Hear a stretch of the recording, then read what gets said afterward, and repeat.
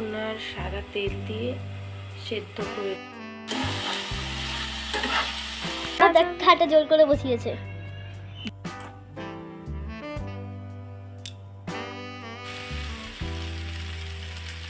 এটা কি লেখা আছে মামা?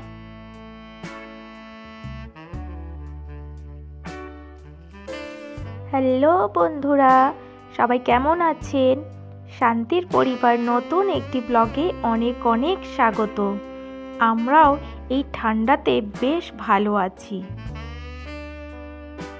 পাস্তাটা বানাবো একটু সবজি দিয়ে, সেই জন্য গাজর, বিনস, একটু বাঁধাকপি আর ক্যাপসিকাম সব কিছু, একটুখানি নুন, গুঁড়ো জিরে, সয়া সস আর গোলমরিচ, টমেটো সস সব কিছু দিয়ে একটু ফ্রাই করে নিচ্ছি।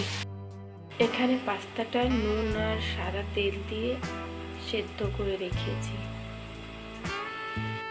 এত ঠান্ডাতে ভোরবেলা একদম উঠতে ইচ্ছে করে না, কিন্তু কি করব, আমি যদি ঘুমিয়ে থাকি তাহলে আমার মেয়ের স্কুল যাওয়াও হবে না আর ওর টিফিন বানানোও হবে না, তো কিছু করার নেই। আর সন্তানদের জন্য মারা তো সব কিছুই করতে পারে। আপনাদেরকে সাথে নিয়ে এই কাকভোর থেকে ভিডিও করা শুরু করলাম। আর এই যে পাঁপড়গুলো ভাজছি, এটা ওকে স্কুলে দেব। এটা কিন্তু জোনার মানে যে ভুট্টাগুলো আমরা খাই সেটা থেকে তৈরি হয়েছে। আর আমার মেয়েকে সবশেষে একটুখানি দেব হালকা উষ্ণ গরম জল, আর তাতে দেব 1 চামচ মধু। আমার মেয়ের আবার মধুটা খুব একটা স্যুট করে না, তো সেই জন্য আমি একদিন অন্তর অন্তর ওকে মধুটা হালকা গরম জলের সাথে দিই। আমার মেয়ের মধুটা আবার খুব একটা স্যুট করে না, একটু র্যাশ টাইপের বেরিয়ে যায়, তো সেই জন্য আমি এটা একদিন অন্তর অন্তর দিই।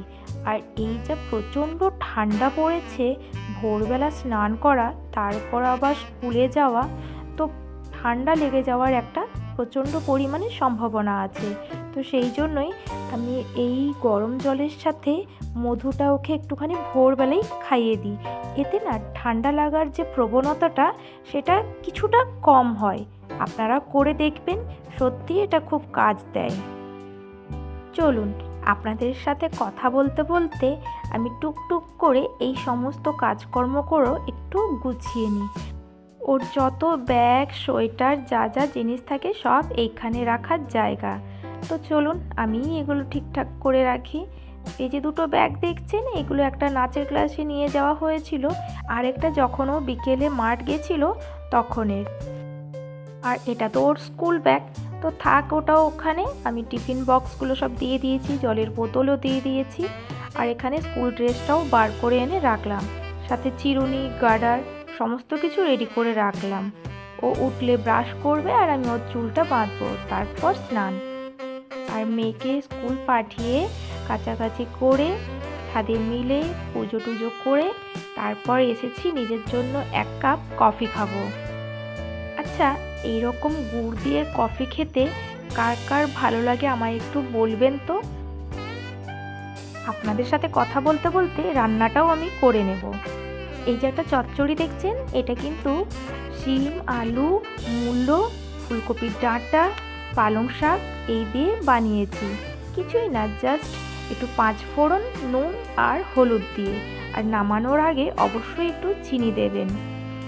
আর এটা করেছি আলু পটলের তরকারি, আর এদিকে বাঁধাকপির তরকারি করে রাখা আছে, আর সাথে করেছি একটুখানি করলা ভাজা, যেটা বাবা আর আমি খাবো। আর এদিকে আলু আর কুঁদরি করে ভাজা আছে, এটা আমার শাশুড়ি মা, বেটু আর আমার হাজবেন্ড ওরাই খাবে। না দাদা একটু ডাকছে। কোথায়? ওই যে আ উ করছে। বাবা দেখ খাটা জোর করে বসিয়েছে। যা যা যা ডাকছে, যা যা। আমার চলো না, আর পাচ্ছি না। আমি যাচ্ছি, একটু একটু পরে যাচ্ছি। যা যা। আমি পাচ্ছি না। স্কুল থেকে এসে লাঞ্চ করার পর ও ডুগ্গুর সাথে রুমে বসে একটু খেলছিল, আর আমি ছাদে এই যে ব্ল্যাঙ্কেটটা রোদে দিয়েছিলাম সেটাই নিতে এসেছিলাম।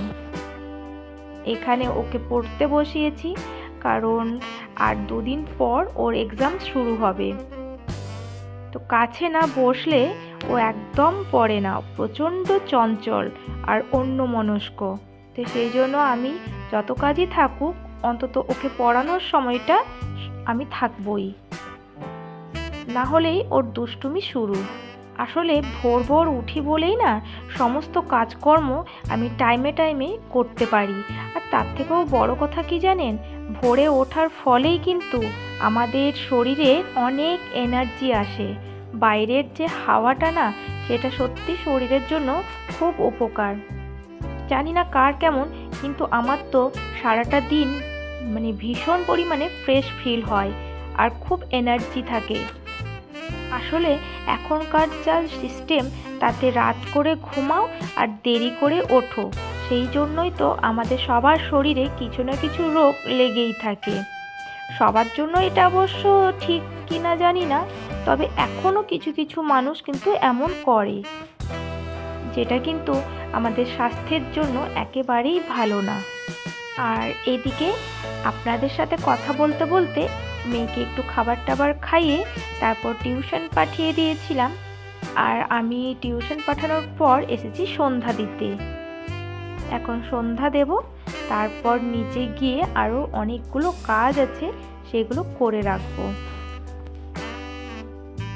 পৃথিবীতে এমন কোনো জায়গা নেই যেখানে অনেক শান্তি পেতে পারবো, একমাত্র এই জায়গাটা ছাড়া।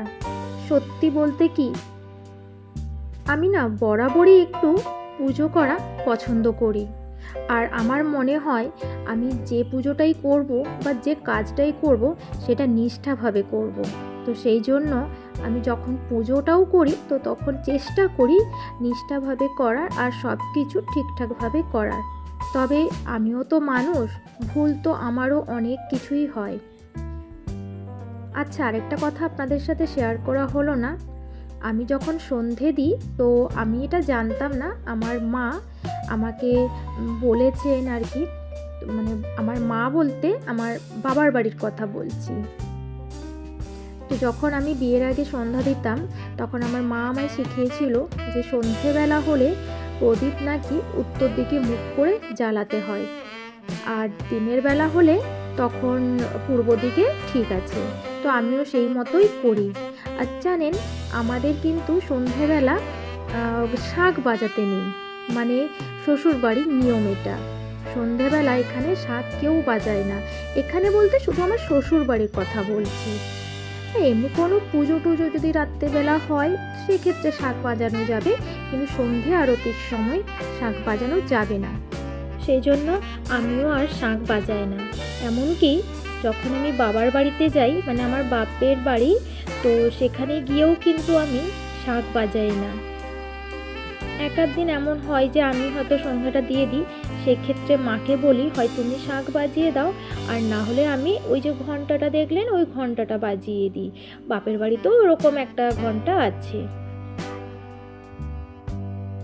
বলা হয় যে ব্যক্তি সন্ধেবেলায় তুলসী তলায় প্রদীপ প্রজ্বলন করে এই ব্যক্তি পূর্বজন্মের পাপ থেকে মুক্ত হয়, ভগবান বিষ্ণুর কাছে সে দেহান্তে গমন করে, অর্থাৎ বৈকুণ্ঠে।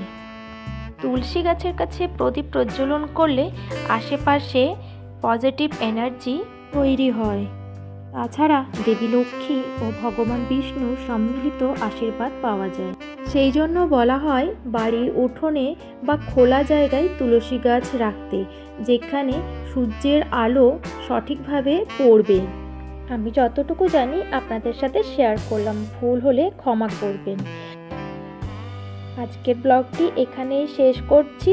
দেখা হবে আগামীকাল নতুন একটি ব্লগ নিয়ে। সবাই ভালো থাকবেন, সুস্থ থাকবেন। আর যে যেখান থেকে আমার এই ব্লগটি দেখছেন তাদের সবার জন্য থাকলো অনেক অনেক ভালোবাসা। বাই।